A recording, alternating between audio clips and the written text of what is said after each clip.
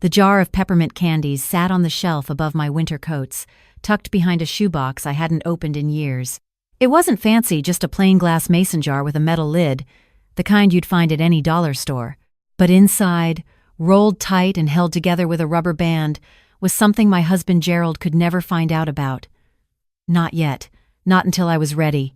When he came in from the garage that Wednesday evening, grease still on his hands from whatever project he'd invented to fill his day, he looked around the kitchen and frowned. "Why isn't the rice done?" I told him the burner had been acting up. He looked at the stove, then at me, the way he always did, like he was calculating whether I was lying. I held his gaze and smiled. And for the first time in 11 years, the smile didn't cost me anything. That jar on the shelf had something to do with it. But let me start from the beginning, because these things never start where they look like they start. Gerald and I got married when I was 26. I was a nurse then, working the overnight shift at Mercy Regional in Knoxville. He was a contractor, broad-shouldered and confident, the kind of man who walked into a room and immediately knew where everything was. That quality had seemed attractive once, reliable, safe. Back then, I didn't understand the difference between a man who is steady and a man who needs to own everything he touches. We had 35 good years, or years that looked good from the outside. 2 sons, a house on Birchwood Lane, vacations to the Gulf Coast every summer. I kept working through most of it nursing, until my back gave out at 58, then part-time administrative work at the same hospital, until I retired at 61. I was proud of that career. 32 years. I knew every corridor of that building by heart. Gerald retired 6 months after I did, and that is when the weather changed. It started so quietly I thought I was imagining it. He began asking about my spending, not in a mean way, not at first, just casually. "What did you get at the pharmacy? Did you really need the name brand?" I noticed $20 came out of the joint account on Tuesday. I'd explain, and he'd nod, and I'd think nothing of it. He had always been careful with money. The business had trained him that way. But then the questions multiplied. Why had I called my son Danny 3 times in 1 week? Was something wrong? What were we talking about? Danny's wife, Renee, had invited me to the grandkids' soccer game on Saturday, and Gerald said he didn't want to drive out there. When I said I could take my own car, he got very quiet. He said, "Your car's been making that noise again. I don't want you driving it on the highway." By the following spring, my car had been sold. He'd gotten a good price, he said. We didn't need 2 vehicles. We never replaced it. After that, I was on his schedule entirely. He drove me to my doctor's appointments and sat in the waiting room, which meant I never said a word to my doctor about what was actually happening at home. He drove me to the grocery store on Thursdays, which was the only day he was willing to go. If I forgot something, I did without it until the following Thursday. He liked to say he was being efficient.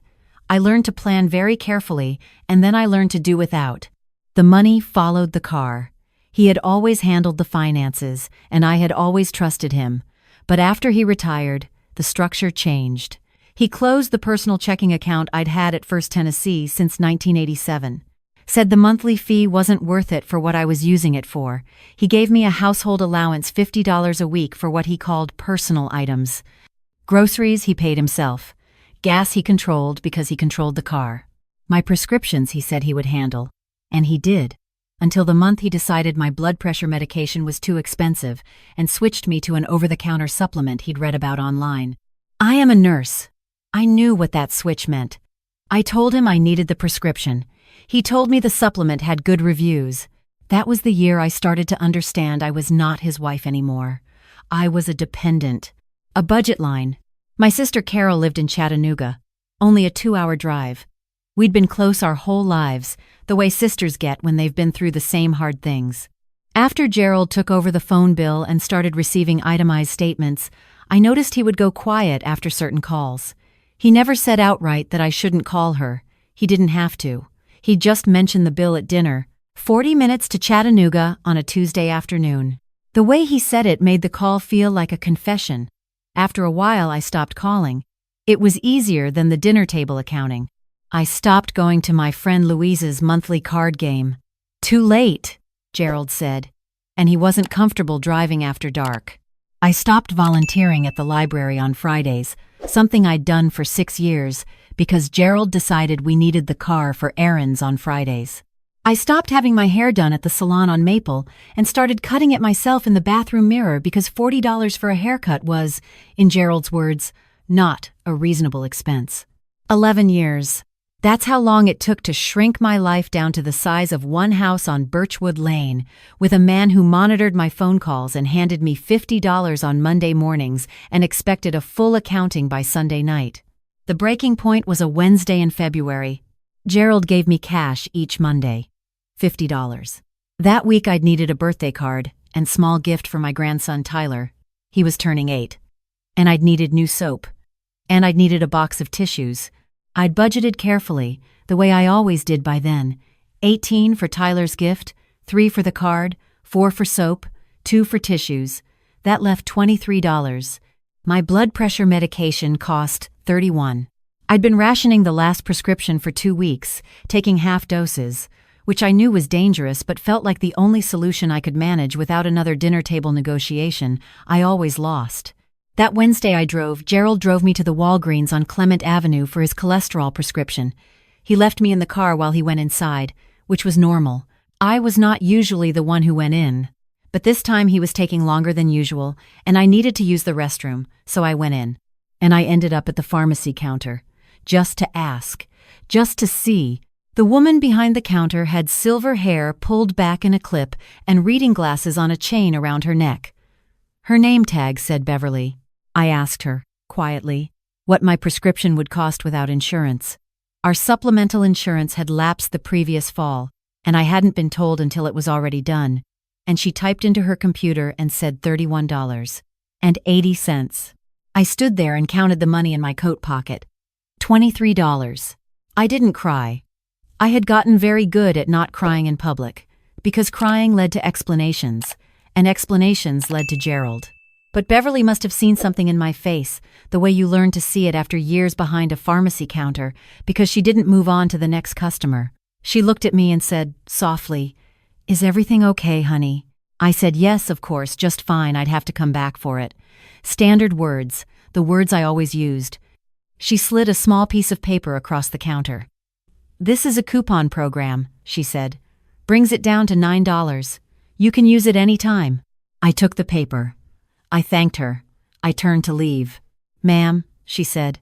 I turned back. She was looking at me the way my own patients used to look at me when they were trying to say something that wasn't on the chart. "We have a resource board near the front door. A lot of women find it helpful, just in case." I walked to the front of the store. The board was corkboard painted blue, covered in flyers and cards. I almost walked past it. Then I stopped. There was a pale yellow card. The Morningside Women's Resource Center, on Harlow Street. Confidential support for women in all situations. A phone number. A name. Diane Moss. Outreach coordinator. I stood there for a long time. Gerald would be finishing any minute. I could hear the pharmacy intercom.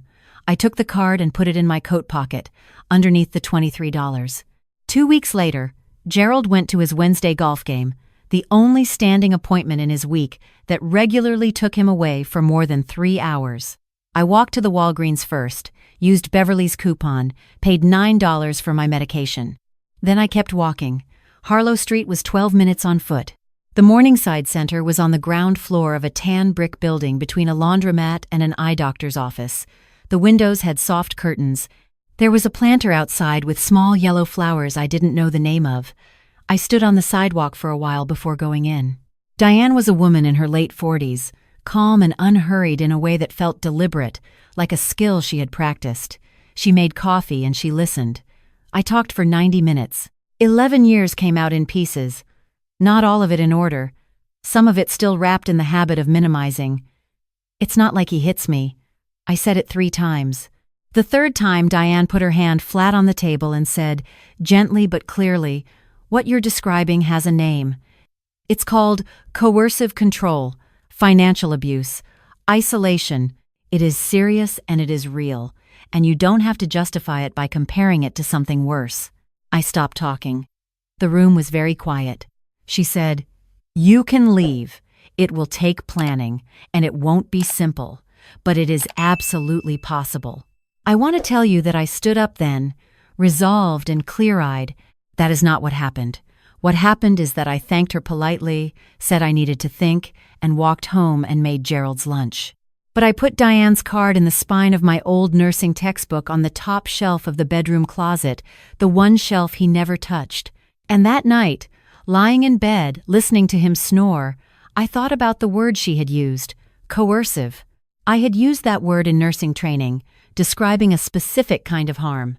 Hearing it applied to my own life was like finally seeing the shape of something you had been living inside for so long you thought it was just the shape of everything. I went back the following Wednesday, and the Wednesday after that. Diane connected me with a family law attorney named Patricia Sims, who worked on a reduced fee basis for women at the center. Patricia was 52, serious and efficient, with the particular energy of someone who has heard every version of every story and has decided to be useful anyway. In our first meeting, she said, "Tell me what assets you know about." I listed what I could. The house on Birchwood Lane. Paid off. Gerald's pension from 30 years of contracting work. A joint savings account I had not seen a statement from in 4 years. My own Social Security, which I was deferring to 67 per advice Gerald had given me, and I had never questioned. Patricia made notes. Then she looked up and said, "You are entitled to half of every asset accumulated during this marriage, including the pension, including whatever's in that savings account." I had not thought about any of it in terms of entitlement. I had thought about it in terms of what Gerald would allow. The plan took 8 weeks to build. Diane was at the center of it. Patricia at the legal edge. They had done this before. There was a system. First, documents.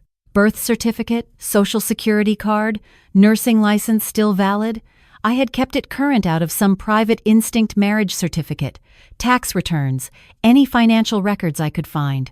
Gerald kept the important papers in a locked fireproof box in his study, the key on a ring he kept in his left dresser drawer under his undershirts. I had not known this. On my third Wednesday away, I had 45 minutes. I opened the box, drove to the Yoop store 6 blocks from the center, photocopied everything, drove back, replaced the originals, locked the box, returned the key. My hands did not shake until I was back in the car, and then they shook for the entire drive home. When I got there, I sat in the driveway for 10 minutes before I could trust my face. Second, money. Patricia filed papers that would eventually release funds through the legal process, but I needed something immediate. Diane had a small emergency fund at the center. It wasn't much, but it was enough for 2 weeks somewhere safe. Beverly at Walgreens, once I told her I was planning to leave, quietly contributed $40 of her own. She pressed it into my hand when I came in for a refill and said, "I've been waiting for you to come back in and tell me this." She'd seen it before, she said. She saw it more often than anyone knew. Third, somewhere to go. Diane knew a woman named Angie who ran a transitional house on the east side of Knoxville, a large gray colonial with a wide porch, 6 rooms, clean and quiet. Angie was 67 years old and had left her own marriage 20 years earlier and had been helping women since. She charged $60 a week for a room, which included dinner every evening. When I spoke with her on the phone, she said only, "Come when you're ready. The room will be here." The suitcase was from my own attic, a gray, hard-shell rollaway I'd bought for a nursing conference in 2009 and used twice. Gerald had never noticed it. Over 3 Wednesdays, I brought things down slowly, a few items at a time, tucked inside grocery bags. 1 pair of slacks, 2 blouses, my mother's watch, the photo from our first Christmas with Danny's boys, tucked inside a book, my nursing license in its plastic sleeve, the jar from the shelf which by then held $412, saved over 14 months from small amounts shaved off grocery runs when Gerald looked away, birthday money from Carol that I'd cashed and never mentioned, a 20 I'd found in an old coat. All of it added up to something small and extraordinary. I want to stop here and say something about that jar, because it matters. I had started putting money into it 16 months before I met Diane, before I walked into the Morningside Center, before I even had words for what was happening to me. Something in me, some part that had spent 3 decades caring for people in crisis and knew the signs even when she couldn't yet see them in her own mirror, had started saving without knowing exactly why. Just in case, a few dollars at a time. The jar was what my body knew before my mind caught up. The day I chose was a Friday in April. Gerald had a breakfast meeting with his old contractor friends that ran until 11, and then a dental cleaning at noon across town. He would be gone until at least 2 in the afternoon. Patricia had arranged for the separation papers to be served to him at the house at 2:30, after I was gone. The night before, I made his dinner the same as always: pork chops, roasted potatoes, green beans. He ate and watched the news and said the beans were undercooked. I did the dishes. I watched his hands on the remote control, and I felt something settle in my chest, quiet and certain, like a compass needle finding north. Friday morning, I made his coffee before he left. He took it without looking at me, checking something on his phone. I said, "Have a good breakfast." He said, "Don't forget to call about the water bill." He left without looking back. I waited 5 minutes. Then I brought the suitcase down from the attic. I walked through every room of the house on Birchwood Lane. The kitchen where I'd stood at the counter thousands of mornings, measuring out grocery money like it was rationed water. The hallway where Gerald had once taken my phone out of my hand mid-call with Carol and hung it up. The bedroom closet where my nursing textbook stood with Diane's card still tucked in the spine, though I didn't need it anymore. I did not take paintings off the walls. I did not leave a note. Patricia had been clear: nothing he can use. Don't explain. Don't apologize. Just go. Angie's daughter-in-law, a quiet woman named Cherie, was waiting at the corner in a white SUV. She drove a rideshare between nursing shifts and had volunteered her Friday morning. She didn't ask questions. She loaded the suitcase, handed me a thermos of coffee, and drove east. I watched Birchwood Lane disappear in the side mirror. Angie met me at the door of the gray Colonial in a cardigan and reading glasses, and she showed me to a room on the second floor with a window overlooking a backyard full of dogwood trees, which were in bloom, which I would later decide was not a coincidence so much as the kind of detail the universe occasionally gets exactly right. The room had a bed, a dresser, a small desk, and a lamp with a warm bulb. The bathroom was shared, down the hall. There were 4 other women in the house. Angie said, "Dinner's at 6:30. I make too much food and I like company." I sat on the bed and put my hands flat on my knees and breathed. Gerald called Danny 17 times that afternoon. Danny, to his enormous credit and to the credit of Renee, who had suspected something was wrong for years and had once asked me directly and accepted my automatic denial with more grace than it deserved. Danny did not tell Gerald where I was. He called me instead. I had a new prepaid phone, arranged through the center. When I heard his voice, I could not speak for almost 30 seconds. He said, "Mom, I've been waiting for this call for a long time." He cried. I cried. His boys, Tyler and James, were going to see me on Saturday. That was all he said. It was enough. Gerald called the police that evening, reporting me as a missing person. An officer came to the house. Patricia had already notified the department that I had left voluntarily, was safe, and had legal representation. The officer explained to Gerald that adults are permitted to leave their homes. Gerald told the officer that someone had obviously manipulated me, that I was not of sound mind, that this was not something I would do on my own.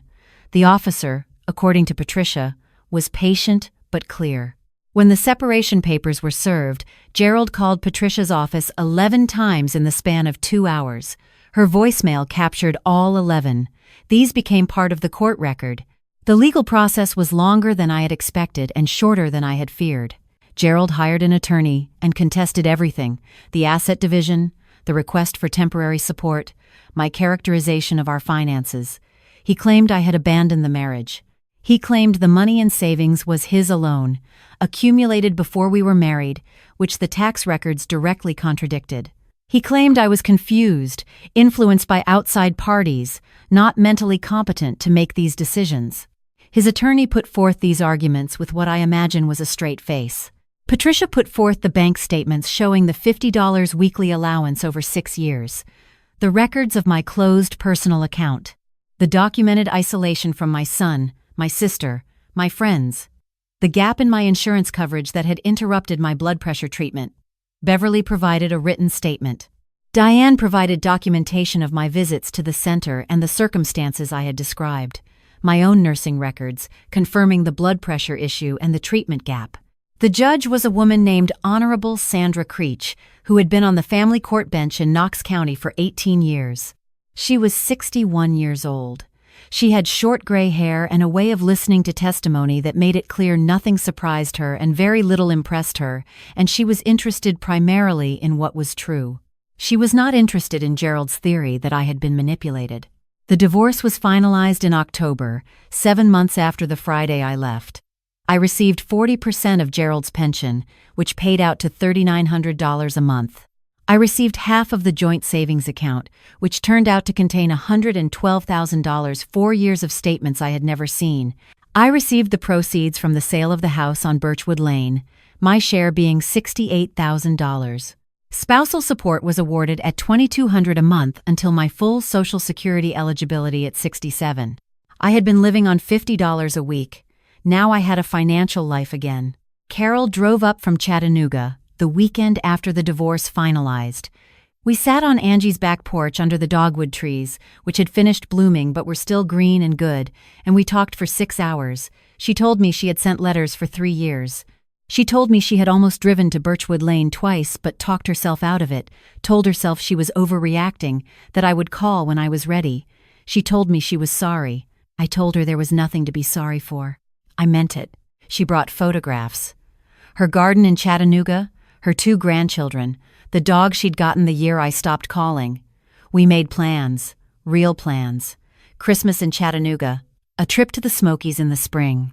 Small things that had once felt like they belonged to someone else's life. I kept living at Angie's house even after the settlement. I told myself it was temporary, I could afford my own place.